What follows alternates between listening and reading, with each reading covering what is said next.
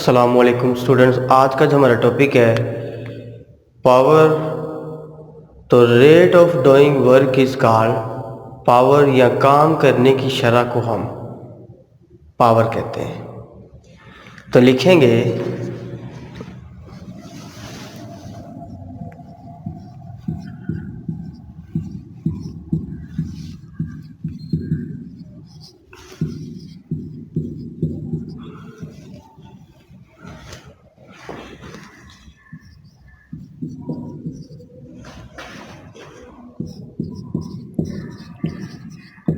तो मैंने लिखा है rate of doing work is called power, और पावर को P से ज़ाहिर किया जाता है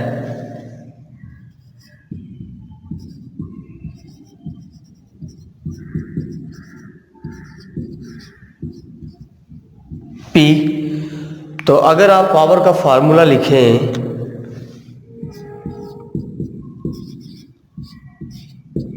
तो आपने लिख दिया rate of doing work is called power, या आप यूँ भी लिख सकते हैं work per unit time is called power. इसी तरह अगर आप इसके एस से यूनिट फाइंड करना चाहें तो वर्क के जॉल और टाइम के सेकंड,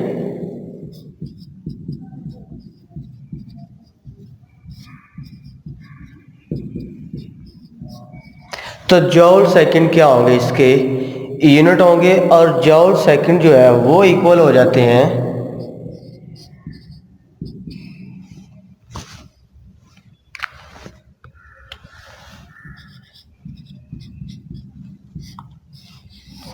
और जो जॉल पर सेकंड है वो इक्वल हो जाएंगे वाट के। अब इसी तरह अगर आपने वाट को बयान करना हो तो हम क्या करेंगे,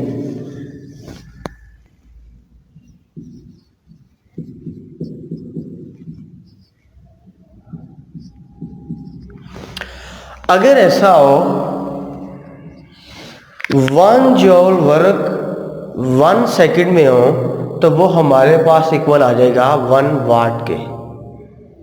तो 1 वाट को हम एक्सप्लेन कर सकते हैं 1 जॉल work done by 1 second is called 1 वाट।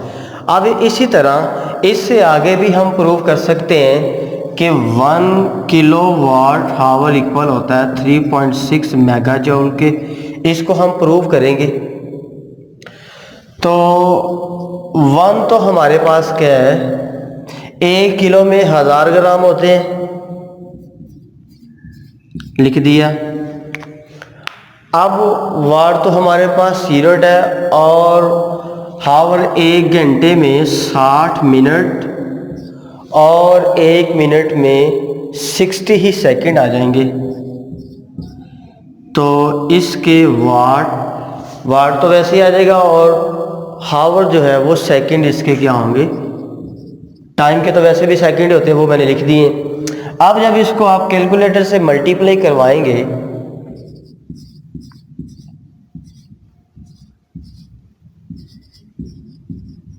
आपके पास वाट सेकंड वैसे जब मल्टीप्लाई करेंगे तो आपके पास 36 आपके पास आंसर आ जाएगा।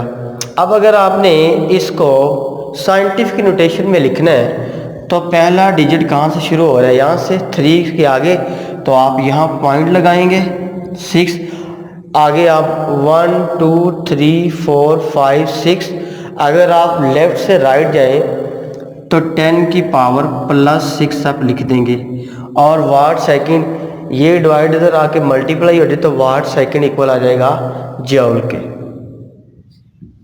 तो ये जो आपके पास 3.6 क्रॉस 10 की पावर +6 है, ये इक्वल हो जाता है मेगा के। तो आप इसकी जगह पे क्या पुट कर देंगे, मेगा जॉल। इसी तरह आप इंस्टेंटेनियस पावर को भी एक्सप्लेन कर सकते हैं कि इंस्टेंटेनियस पावर हमारे पास क्या होगी, जहां लिमिटिंग वैल्यू जो है उसमें जो टाइम अप्रोच टू क्या करे 0 कर दे तो हमारे पास क्या होगी, इंस्टेंटेनियस पावर आ जाएगी। अगर आपने इंस्टेंटेनियस पावर को देखना है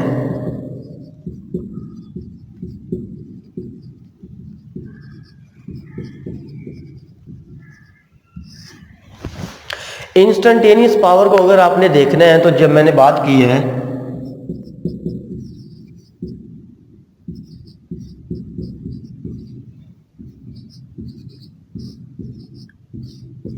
कि आपके पास रेट ऑफ वर्क के साथ लिमिटिंग वैल्यू जो टाइम है वो नियर अप्रोच टू ज़ीरो कर जाए, वो हमारे पास क्या होगा, इंस्टेंटेनियस पावर होगी।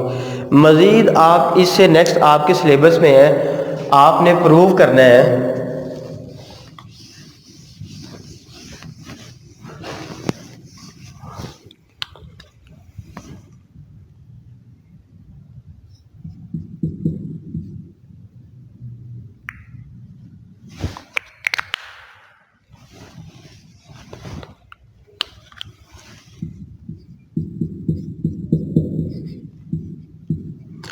P is equal to F dot D को। तो हम देखेंगे पावर का फार्मूला था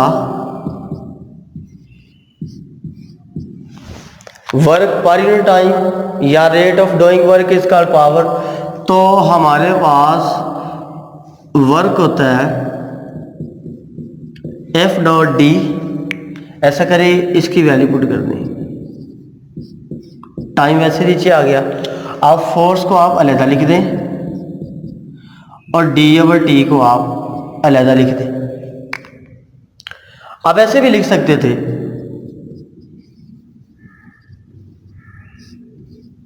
आप जानते हैं अगर फोर्स और डिस्प्लेसमेंट दोनों सेम डायरेक्शन में तो एंगल 0 डिग्री होता है और cos 0 कितना आ जाएगा, 1 आ जाएगा। थीटा कितना आ जाएगा, 0 डिग्री, और cos 0 हमारे पास 1 आ जाता है।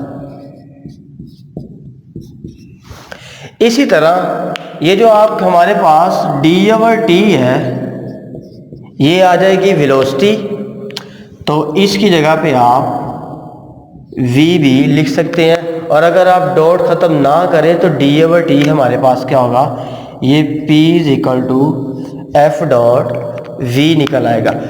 ये हमारे पास मैग्नीट्यूड में, अगर आपने वेक्टर फॉर्म में लिखना है आपके पास ये वाला रिलेशन निकल आएगा।